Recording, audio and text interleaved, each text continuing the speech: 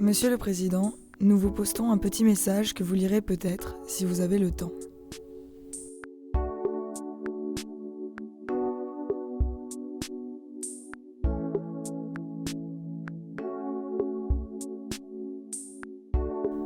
Nous sommes 42 étudiants de première année de médecine de l'Université de Paris. Je veux et je ferai tout pour que nous redevenions la nation de l'excellence scientifique, du savoir et de la connaissance.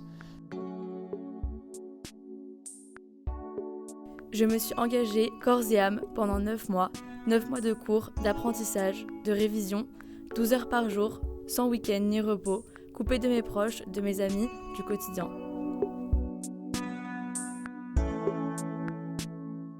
La médecine, pour moi, ce n'est pas un métier, c'est une vocation, celle de servir les autres, les plus faibles, les plus démunis, ceux frappés par la maladie ou les infortunes de la vie.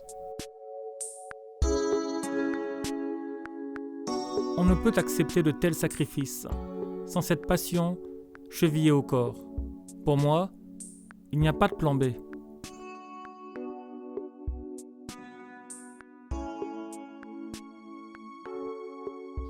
Je voudrais en effet redire que sur la question du numerus clausus en médecine, je partage totalement, donc je vais le dire clairement, on a laissé là, s'installer un système absurde, celui du numerus clausus qui exclut précocement 85% d'étudiants excellents et motivés et conduit à l'expatriation dans des pays voisins, puis ensuite à l'embauche de médecins formés à l'étranger pour combler nos propres pénuries. Donc nous sommes relativement shadockiens en la matière. Je propose assez directement qu'on mette fin à ce système qui ne marche pas et qu'on puisse examiner avec les différentes parties prenantes comment concilier l'objectif de formation, de qualité et de régulation de l'offre.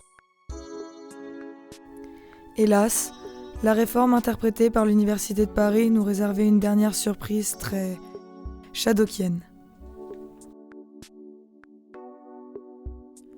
2 épreuves orales de 10 minutes, sans préparation, comptant pour 72% de la note globale de la première année.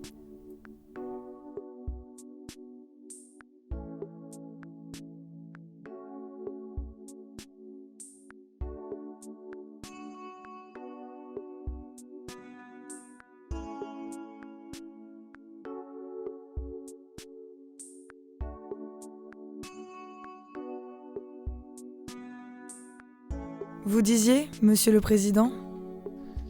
J'attends énormément du monde de l'enseignement supérieur et de la recherche. J'attends qu'on arrive collectivement à donner une place à nos jeunes. J'attends collectivement que nous arrivions à transformer les débats de société pour remettre de la raison à l'heure des peurs et de l'obscurantisme.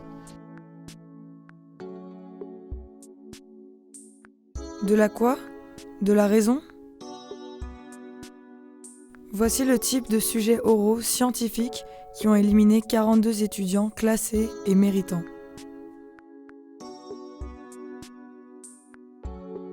Dans un musée est exposée une vieille enseigne d'une chocolaterie du XVIIIe siècle. On y voit une domestique noire, avec le sourire, qui sert un chocolat à sa maîtresse blanche. Le nom de la chocolaterie est Le Nègre Joyeux. Qu'en pensez-vous ? Vous avez 10 minutes.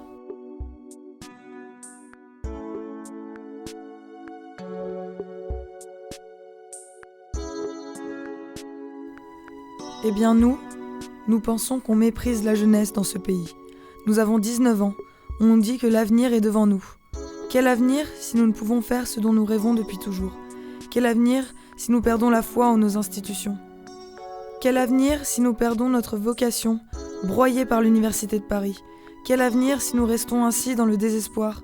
L'échec, nous l'intégrons, cela fait partie de nos valeurs. L'injustice, nous ne l'accepterons jamais. Avant la réforme, le système éliminait sans pitié les étudiants les moins bien classés. Désormais, même les mieux classés sont sacrifiés. C'est pas grave. En France, il y a trop de médecins. Il n'y a pas de déserts médicaux. Les hôpitaux ne sont pas surchargés. Il n'est pas nécessaire de recruter des médecins à l'étranger. Circulez, il n'y a rien à voir. C'est dur d'avoir 20 ans en 2020. Oui. C'est dur.